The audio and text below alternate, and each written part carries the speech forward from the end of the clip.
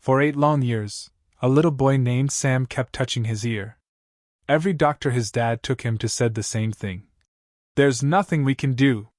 Sam's father, a very rich man, spent tons of money, flew all over the world, and begged special doctors to look again. But they all just shrugged their shoulders. Then, a kind cleaning lady noticed something no one else did. And what she found inside that little boy's ear will make your jaw drop. Mr. Thomas Miller was a super-duper rich man. He had private airplanes, huge houses, and more money than most people could ever dream of in 100 lifetimes. But his son, Sam, who was 8 years old, was born deaf. That meant Sam had never heard a single sound in his whole life. Mr. Miller tried everything. He went to famous hospitals like Boston Children's, flew to places like England and Japan. He saw doctors who cost thousands of dollars just to talk for an hour.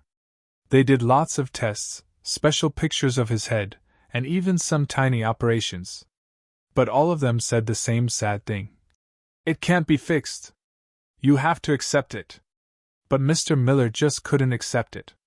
Sam was all he had left. His wife, Sarah, had passed away when Sam was born.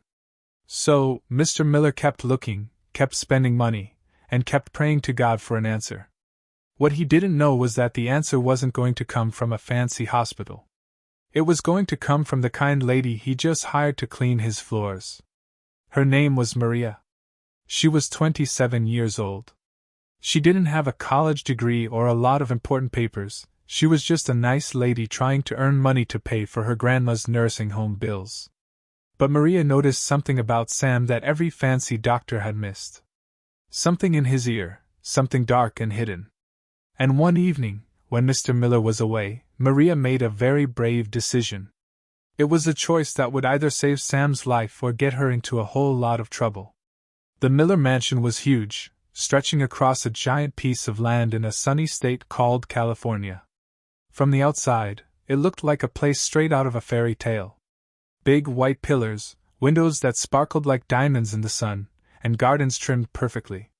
But inside, it was silent. Not the quiet kind of silence that feels peaceful, like when you're sleeping.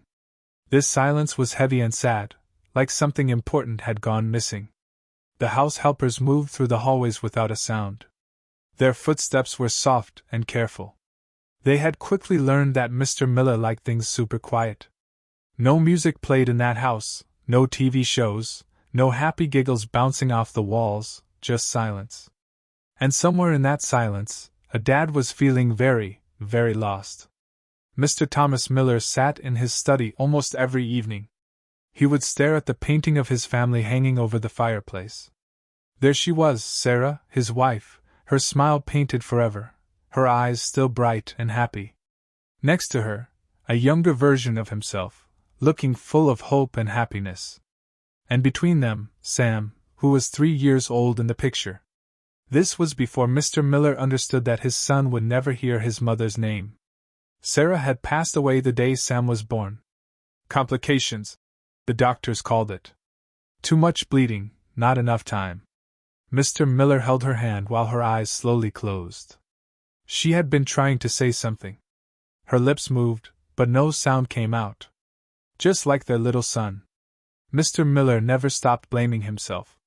If he had chosen a different hospital, if he had asked for better care, if he had paid more attention, maybe she would still be here. Maybe Sam would be able to hear. The guilt felt like a huge rock on his chest that he couldn't lift.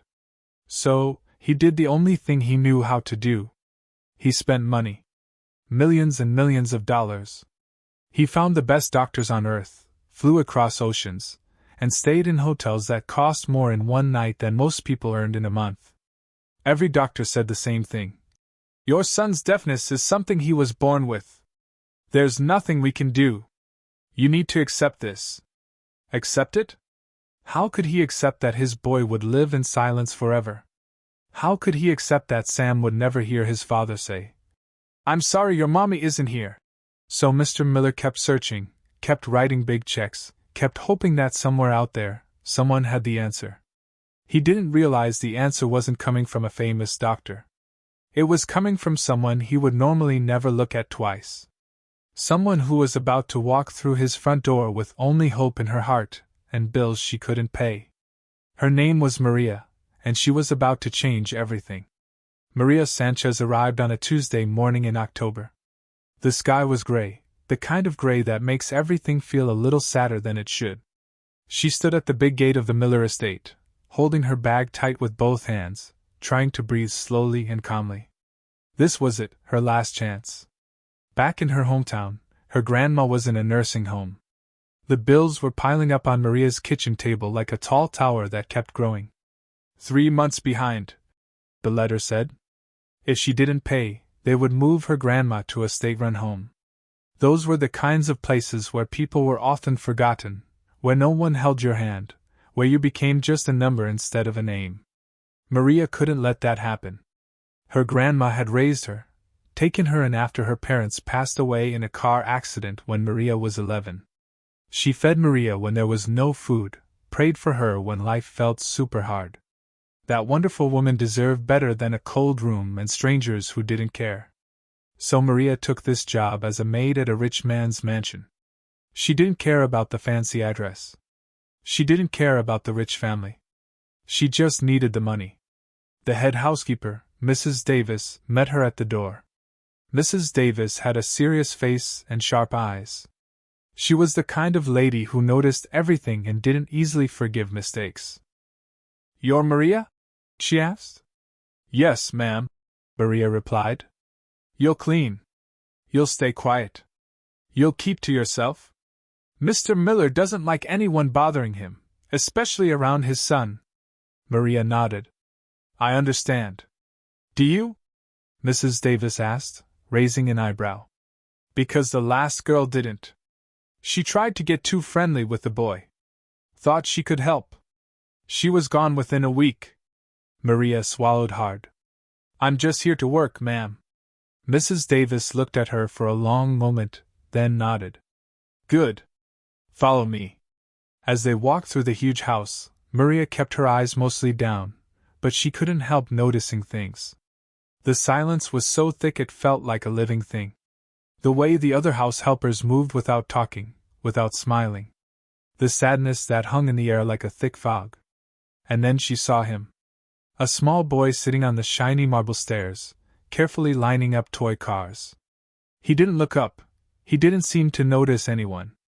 His shoulders were a little hunched, his movements careful and exact. But what really caught Maria's eye was something else.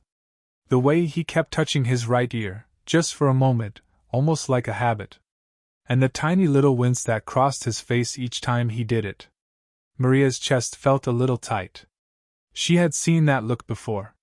She didn't say anything, just kept walking.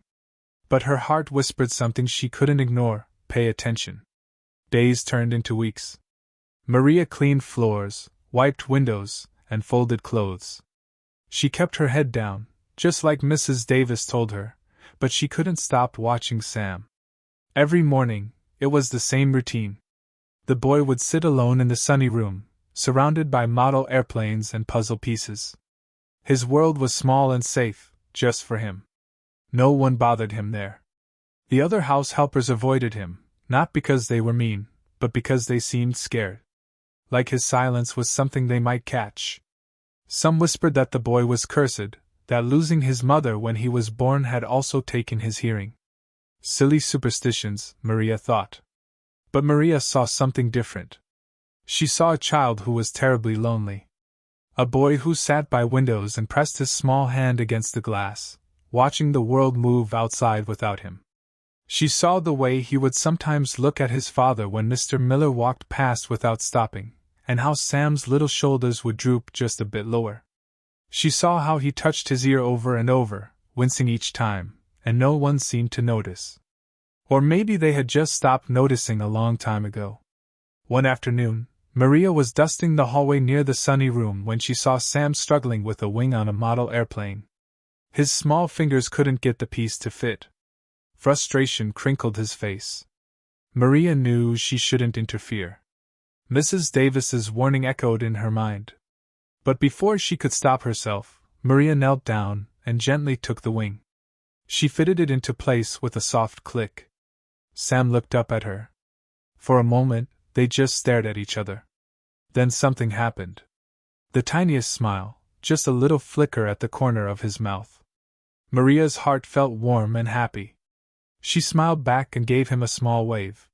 He waved in return. That night, Maria lay in her bed, thinking about that wave. Such a small thing, but it meant everything to her. The next morning, she left something on the stairs where Sam always sat. A folded paper bird, simple, made from a piece of scrap paper she'd found in the kitchen. She didn't wait to see if he would take it. But the next day, the paper bird was gone. In its place, a note. 2 words, written in shaky handwriting. "Thank you." Maria pressed that note to her chest and closed her eyes. She whispered into the quiet room, "God, please let me help this child. Show me how." She didn't know it yet, but God was already answering. And the answer would ask for everything she had. Over the next few weeks, something special started to happen. Maria and Sam began to have their own secret ways of talking. Small things, secret things. She would leave him candy wrapped in shiny paper. He would leave her drawings of airplanes. She learned his special signs, not the formal ones his teachers taught, but the personal ones he had made up himself. The way he tapped his chest twice meant he was happy. The way he pointed to the sky meant he was thinking about stars. The way he pressed both palms together meant he felt safe. And slowly, he started using that last sign around her. Safe.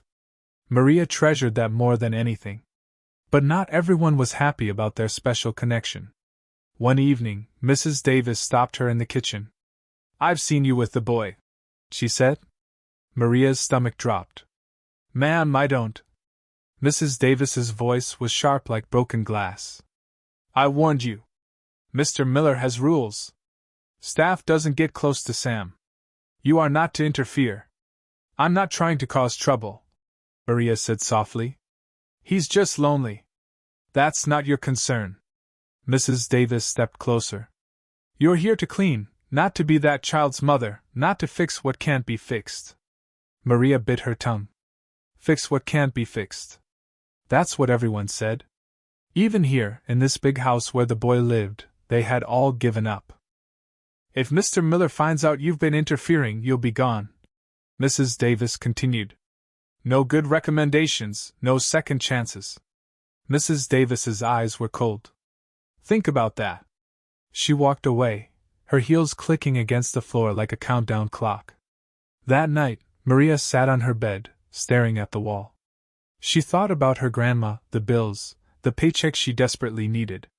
She thought about Sam, his lonely eyes, his quiet pain. She thought about the dark things she had seen inside his ear. Mrs. Davis's words echoed in her mind, "Fix what can't be fixed." But what if it could be fixed? What if everyone was wrong? Maria picked up her Bible and held it close. "God," she whispered, "I don't know what to do. I can't lose this job, but I can't ignore what I'm seeing." She waited in the silence. No answer came. Just the heavy feeling of a big decision she wasn't ready to make. Outside her window, the moon hung low and heavy. Inside her heart, a battle was starting. A battle between what she needed to do to survive and what she knew was right.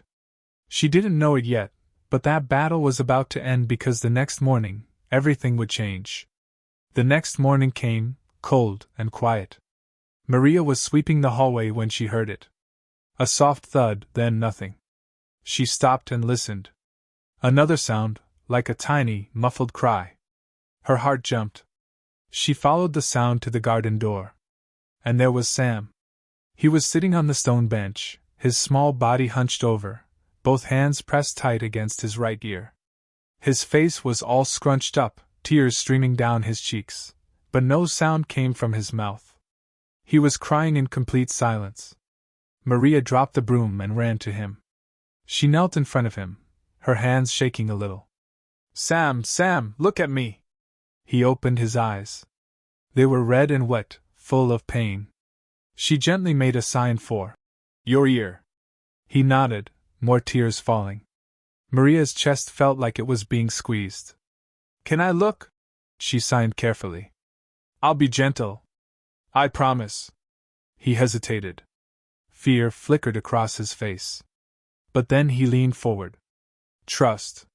This child, who had been poked and prodded by doctors his whole life, trusted her. Maria swallowed hard. She gently tilted his head toward the morning light and looked. There it was, deep inside his ear. Something dark, thick, and shiny like a wet stone. Her breath stopped.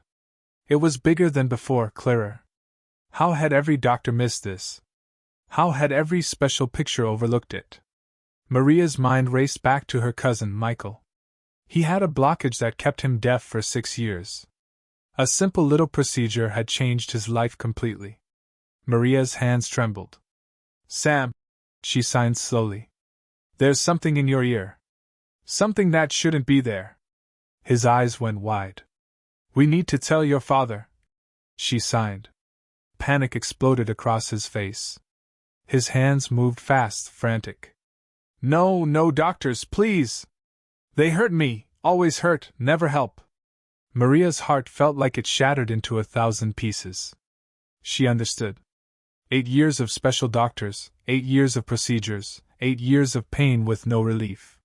He had learned that help meant hurting. She took his small hands in hers, looked into his eyes. I would never hurt you, she whispered. Never. He stared at her, and slowly his breathing calmed down. But the fear didn't leave his eyes. Maria sat with him until the tears dried, until his hands stopped shaking. Then she walked back inside, her mind racing. She knew what she had seen. She knew what it meant. But what could she do? Tell Mr. Miller? He would just call more specialists, the same ones who had missed it for years. Do nothing? Watch this child suffer in silence? That night Maria didn't sleep. She lay awake, staring at the ceiling, her grandma's voice echoing in her head. God doesn't always send help in fancy packages, baby girl. Sometimes he sends it through folks with nothing but willing hands. Maria closed her eyes. Her hands were willing. But was she brave enough to use them? 3 days passed. Maria couldn't eat, couldn't sleep, could barely think. Every time she closed her eyes, she saw it, that dark, thick mass stuck deep inside, blocking everything. And Sam's face, the pain, the silent tears. On the 3rd night, she sat on the edge of her bed, her Bible open in her lap. But the words blurred. All she could see was Michael, her cousin, deaf for 6 years, given up on by every doctor, until someone finally looked carefully. One simple procedure, one moment of true attention, and his world exploded into sound. Maria's hands wouldn't stop shaking. She knew what she had seen in Sam's ear. She knew. But who was she? Just a cleaning lady. No important degrees, no special training, no right to touch that boy. If she was wrong, if she hurt him, she could go to jail. If she was right, but Mr. Miller found out she had done something without asking, she would lose everything. Her job, her money, her grandma's care. God, she whispered, her voice cracking. What do you want from me? Silence. Just the ticking of the clock.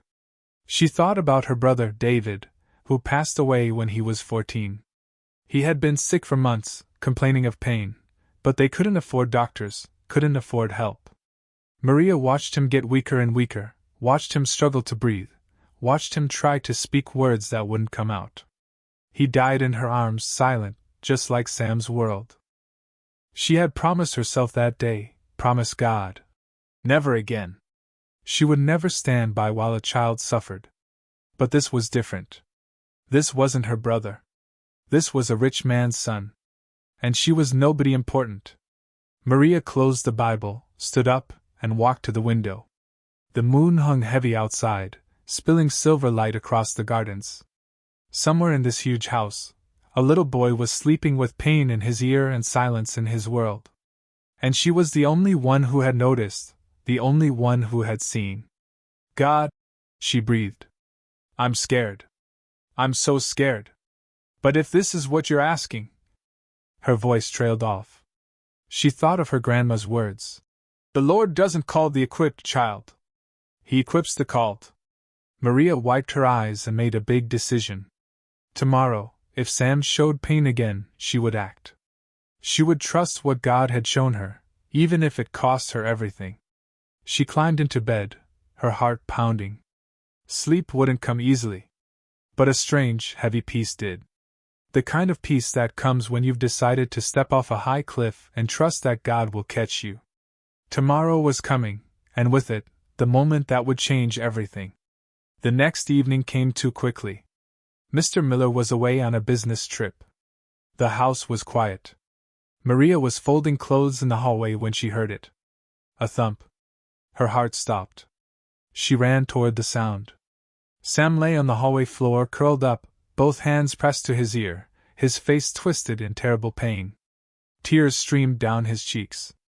Silent tears. Maria dropped to her knees beside him. "I'm here, baby. I'm here."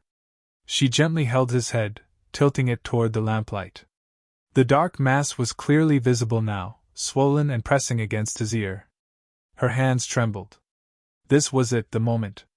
She reached into her pocket and pulled out the clean, tiny tweezers she had taken from the first aid kit 3 days ago, just in case. Her breath came in short, quick puffs. "God," she whispered, "please guide my hands." Sam looked up at her, his eyes wide, scared, but trusting. "I won't hurt you," she signed with one hand. "I promise." He nodded slowly. Maria took a deep breath and gently, very carefully, moved the tweezers into his ear. Her hand shook. She could feel it, the dark mass, thick and sticky. She hooked it gently and pulled. It felt stuck. Her heart pounded like a drum. She pulled again, slowly, carefully, and then, release. Something slid free. It landed in her palm. Dark, wet and gooey. Years of old stuff that had stolen his hearing. Maria stared at it. Her stomach felt a little queasy, but before she could really react, Sam gasped. A real gasp. You could hear it. It was loud. His hand flew to his ear. His eyes went wide, wider than she had ever seen them. He sat up suddenly, looking around the hallway like he had never seen it before. Then he pointed at the tall grandfather clock on the wall. The one that had been ticking his whole life. The one he had never heard. His mouth opened. A sound came out. It was rough, a little broken, like he hadn't practiced, but it was real. "Tick," he whispered. Maria's tears fell. "Yes, baby. That's the clock. You can hear it." Sam's whole body trembled. He touched his throat, feeling the wobbly feeling of his own voice. His eyes filled with wonder and a little fear, and something else, hope. His mouth opened again. One word. The first real word he had ever spoken. "Dad," he said. Maria sobbed. She pulled him close, holding him as he shook, as sounds flooded his world for the first time in 8 years. "You can hear," she whispered into his hair. "Thank you, Jesus. You can hear." Sam clung to her. And then, heavy, fast footsteps came down the hallway. Maria looked up. Mr. Thomas Miller stood in the doorway, his face pale, his eyes locked on his son on the floor, and the dark stuff on Maria's hands. "What have you done?" Mr. Miller's voice shook the walls. He rushed forward, pushing Maria aside, grabbing Sam by the shoulders. "What did she do to you?" Sam flinched at the sound. So loud, so sharp. But then his mouth opened. "Dad, I can hear you." Mr. Miller froze. His whole body went stiff. "What?" Sam reached up and touched his father's face. "Your voice?" he whispered. "Is that your voice?" Mr. Miller's legs felt weak. But before the moment could really sink in, before he could understand what was happening, his eyes landed on Maria's hands. The dark stuff, the tweezers, the gooey mass sitting in her palm. Terror took over the wonder. "Security!" he yelled. "Now!" 2 guards appeared instantly. "Get her away from my son!" Maria's heart shattered. "Sir, please listen to me. I didn't hurt him. I helped him. Look." She held out her palm, showing him the blockage. "This was inside his ear. This is why he couldn't hear. I removed it." You're not a doctor!" Mr. Miller roared. "You could have killed him!" The guards grabbed Maria's arms. Sam screamed. A real scream. "No! Don't take her!" The sound of his son's voice, loud, desperate, real, stopped Mr. Miller cold. But the fear was too strong. "Take her to the security office. Call the police." Maria didn't fight back. As they pulled her away, she looked back at Sam. "It's okay," she mouthed. "You're going to be okay." Sam sobbed. Loud, messy sobs. The first sounds of sadness he had ever made. At the hospital, lots of doctors swarmed around Sam. They did tests, scans, and looked closely at his ears. Mr. Miller paced the hallway, his mind racing. His son was speaking, hearing, responding to sounds. It was impossible. A nurse came up to him. "Mr. Miller, the doctor needs to speak with you right away." Mr. Miller followed her into a small office. Dr. Evans sat behind the desk, his face serious. "Mr. Miller, I don't know how to say this." "Just say it." The doctor slid a folder across the desk. "This is your son's scan from 3 years ago." Mr. Miller opened it. There, circled in red, were some words. "Thick blockage found in right ear. Suggest immediate removal." Mr. Miller's blood turned to ice. "Someone saw this?" Dr. Evans nodded slowly. "It appears so. But there's no follow-up, no procedure scheduled. Your account was marked for ongoing treatment protocol." The words hit Mr. Miller like a punch. Ongoing treatment protocol. They had known. They had seen the blockage, and they had left it there because his money was too good. Because his desperation was making them rich. "They kept my son deaf," Mr. Miller whispered. "On purpose." Dr. Evans said nothing. But his silence said everything. Mr. Miller's hands trembled. All those years, all those millions, all those doctors shaking their heads. They had lied. And the one person who told the truth, who had actually helped, was sitting in his security office waiting to be arrested. Mr. Miller stood up. "Where are you going?" the doctor asked. Mr. Miller didn't answer. He had a cleaning lady to find and a lifetime of apologies to make. Maria sat alone in the security office, her hands folded, her head bowed. She wasn't praying for herself. She was praying for Sam, that his hearing would stay, that his father would understand, that the boy would finally know what it felt like to live in a world full of sound. The door opened. She looked up. Mr. Thomas Miller stood there. But he wasn't the same angry man who had dragged her away an hour ago. His eyes were red, his face looked broken. He looked like a man who had just watched his whole world fall apart, and then be put back together again, all at once. "Maria!" Her name was spoken softly, almost like a whisper. She stood up. "Mr. Miller, I can explain." "Don't." He walked toward her slowly. "Don't explain. Don't apologize. Don't say a word." He stopped in front of her. And this super-rich man, this man who managed huge companies, fell to his knees. "I'm sorry," he whispered. "I'm so sorry." Maria's breath caught in her throat. "The doctors knew," Mr. Miller said, his voice cracking. "They saw the blockage years ago.